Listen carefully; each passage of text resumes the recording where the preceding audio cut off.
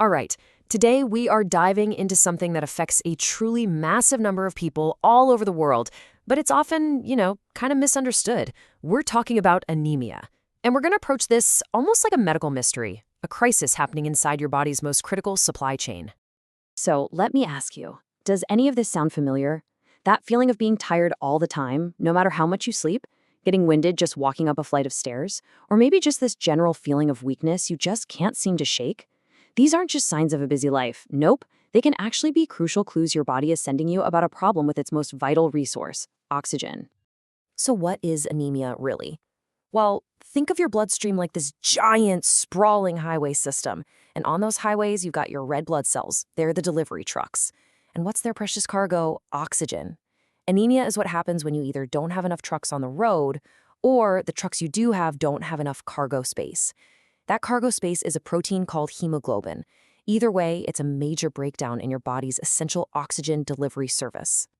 Now, you might be thinking this is some kind of rare condition, right? But the reality is, well, it's the exact opposite. Let's just take a second to look at the sheer scale of anemia's impact around the world. Yeah, you heard that right. 1/3. 1 out of every 3 people on this planet is affected by anemia. And that's not just some random number. It's a reflection of huge global issues, like nutritional deficiencies and the number of people living with chronic diseases. It's a massive health problem, and a lot of the time, it's just hiding in plain sight. So, while really anyone can get anemia, some groups are definitely at a much higher risk. We see it all the time in women, especially during their reproductive years, and of course, during pregnancy. The risk also really climbs as we age. Get this, it affects more than half of all people living in nursing homes. And, having other chronic health problems like kidney disease, that also puts you at a much higher risk. Okay, so let's say you show up to your doctor with those symptoms we talked about.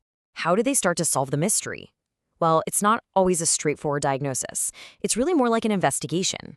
Doctors basically become detectives and they follow a very specific trail of clues that are hidden in your blood.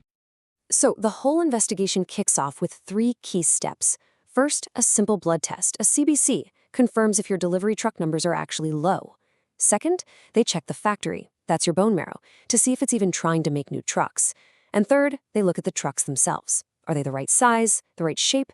And as you're about to see, this last step, well, that's where they find the most important clue of all. And this brings us to the absolute crucial point. This size of your red blood cells, it's a value on the lab report called the MCV, is the single most important clue in this whole investigation. Think of it like a fingerprint at a crime scene. It tells the doctor exactly which trail to follow to find the real culprit. Are the cells too small, too big, or just right? And this gives you a peek through the microscope.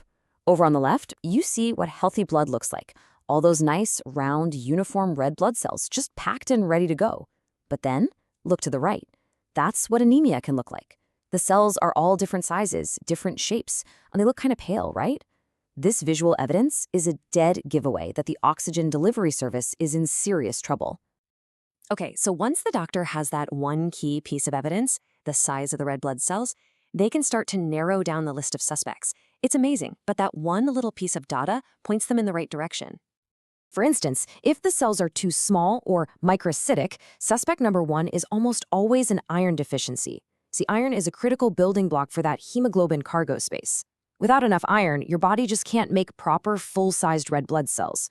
So you end up with these small, washed-out-looking cells you see right here. Now, on the flip side, what if the cells are too big or macrocytic? Well, that shifts the whole investigation. This usually points toward a lack of vitamin B12 or folate. These vitamins are essential for cells to divide correctly. Without them, the cells just keep growing and growing, getting all large and bloated because they can't split. And that results in these oversized cells you're seeing now. So when you boil it all down, all these different causes, they really come down to one of 2 fundamental problems. It's either a production issue, the bone marrow factory just isn't making enough good cells, or it's a loss issue, where your cells are being destroyed or lost to bleeding way faster than the factory can possibly replace them. And this is why that whole investigation is so incredibly important. Because once you've identified the root cause of the problem, you can finally find the right solution. And let me be clear, treatment for anemia is absolutely not one size fits all. This chart just lays it out perfectly. The cause is a nutritional deficiency. The fix is simple supplements. Is it sudden blood loss? Then you need a transfusion. What if the kidneys aren't sending the right signals to the bone marrow factory? Well, there's a hormone called EPO that can kickstart production.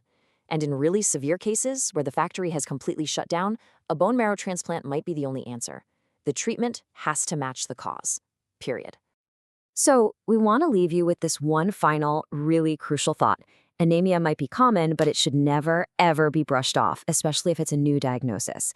The best way to think about it is like the check engine light in your car. It's not the problem itself, right? It's a warning sign, a signal that there's an underlying issue that really needs to be investigated. So the real question is, what is your body trying to tell you?